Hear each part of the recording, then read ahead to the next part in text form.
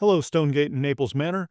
Our neighborhood's had updates on 20 different properties this month, including 5 new listings, 5 contracts, 1 failed listing, 2 price changes, and 6 closings. That's a lot of updates, so I'm going to talk fast, try and keep up. I'm Jed Williams with Hagan Realty, and if you're living or looking in Stonegate or Naples Manor, there's no better way to keep up with what's going down in real estate than right here. Now, let's get moving. We'll start off with 15,000 Butterchurn Lane, a 4-bedroom, 3.5 bath, 1,916 square foot contemporary. They went active in March at $679,900, dropped their price in May and then in June to $650K, then went under contract in June, but that contract failed on July 3rd. They dropped their price a third time on July 8th, this time to $625,000, and then pulled the house off the market on the 28th after 93 days on market. 14908 Cobblestone Drive, a 4-bedroom, 2.5 bath, 2,400 square foot split level. It went coming soon on the 10th and active for $675,000 on the 18th, and they went under contract 13 days later on the 30th. 209 Farmgate Lane, a 6-bedroom, 2 full and 3 half-bath, 3,400 square foot single family, listed in May for $935,000 and pulled the house off the market on June 11th after just 19 days. They relisted with a new agent on July 25th, having dropped the price $35,000 to $899,999. 14705 Flintstone Lane, a 4-bedroom, 3 full bath, 2,549 square foot split level. They went active in March for $640, had a failed contract in May, went back under contract on June 24th after 35 days on market. They closed on July 1st for their full asking price. 1 block down is 14801 Flintstone Lane. This 5-bedroom, 3 full bath, 1,700 square foot rancher popped up as coming soon on the 28th. It's scheduled to hit the market on August 6th for $650,000. And 1 block further down, 14908 Flintstone Lane is a 4-bedroom, 3.5 bath, 2,500 square foot split level. It went active for $679,000 on July 31st. But, oops, that wasn't the right price. Swap those first 2 digits. 2 hours later, and we have the correct price of $769,000. That's a $90,000 worth of typo there. But no sense on dwelling on it, because remember, folks, when life gives you melons, you might be dyslexic. 513 Jaystone Place. This 4-bedroom, 3 full and 2 half-bath, 2,500 square foot colonial was coming soon on the 29th and active on the 31st, listed for $750,000. 14417 Jaystone Drive is a 5-bedroom, 2 full and 2 half-bath split level. It listed in May for $719,000 and was still active at the end of July after 85 days on market at that same price. 302 Notley Court is a 6-bedroom, 2.5 bath, 2,700 square foot single family that listed in June for $765,000. They dropped their price by $35,000 on July 9th to $739,900. They were still active at month end after 48 days.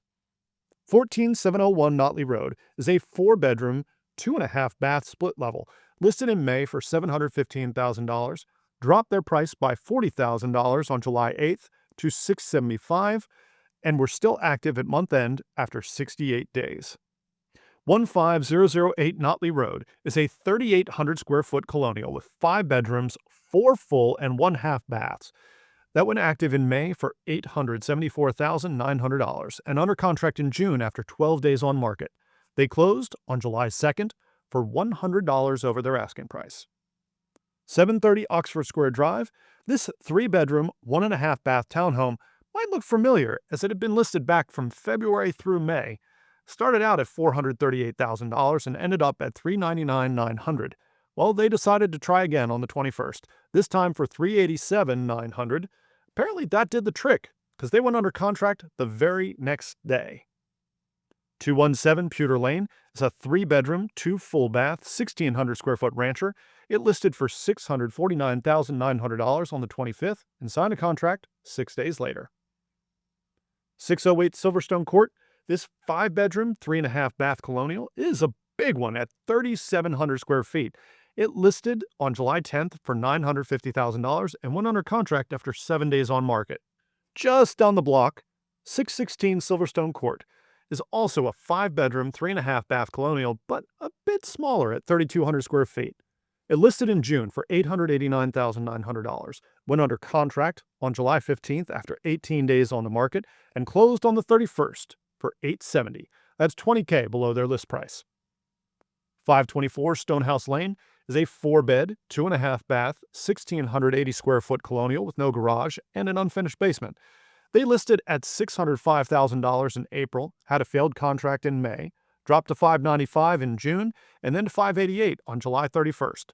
They're sitting at 93 days on market, and we'll check back in on them again next month. 15204 Watergate Road is a 5-bedroom, 3-bath split level. It listed in June for $720,000 and ended July at that price after 49 days on market. 15313 Watergate Road, 4 bedrooms, 2.5 baths, 2,700 square feet.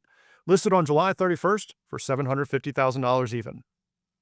15016 Wellwood Road is a 4-bedroom, 2 full and 2 half-bath, 2,700 square foot colonial. It listed in June for $745,000 and went under contract 5 days later. They closed on July 11th for $840,000, $95,000 more than their asking price. And, drumroll please, for our 20th property for the month, 15208 Winstead Lane is a 4-bedroom, 2 full and 2 half-bath, 2,600 square foot rancher. It listed in March for $860,000, then dropped $40K. It went under contract in April after 44 days on market. It closed on June 4th. So, Jed, if it closed in June, what's it doing in our July market report? Well, that's a great question. I'm glad you asked. Because the listing agent didn't get around to updating it in the MLS until July 3rd, a month after it closed, which it did at $820, its full asking price, but still $40,000 less than what they came on the market for originally.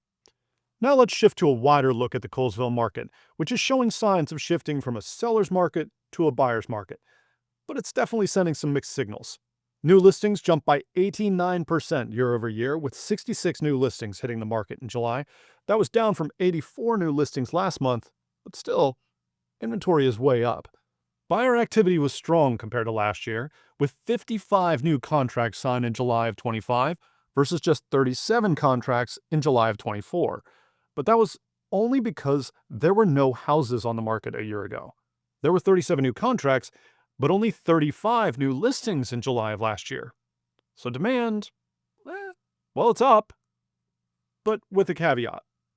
Now, prices are still positive, but they're leveling out, as they have been for 7 straight months. In July, Colesville area home prices were up 1.1% over last year, but that was 1.9% in June, down from 3.1% in May, 4.3% in April, and 5% in March. If this trend continues, prices will have flatlined by fall. Time on market was up, a further sign of the slowing market. The median home took 12 days to go under contract in July, but the average was 30, double what it was last month, and almost double last year.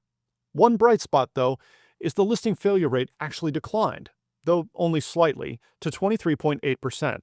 That's still very high, but the rate went up in almost every other market in Montgomery County, so that little dip here in Colesville was actually quite good by comparison.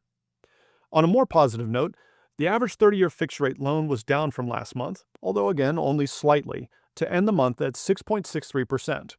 Be sure to check back next month for another monthly market report for Stonegate and Naples Manor. Or, if you'd prefer more timely updates, including all of the listing photos for each property, register at the link in the description, and we'll set you up with a free automatic email anytime a property hits the market, has a price change, goes under contract, or closes in either neighborhood. And remember, if you or one of your friends or neighbors are looking to buy or sell, give me and my team a call. I'm Jed Williams with Hagan Realty, Stonegate, Naples Manor. You'll be moved.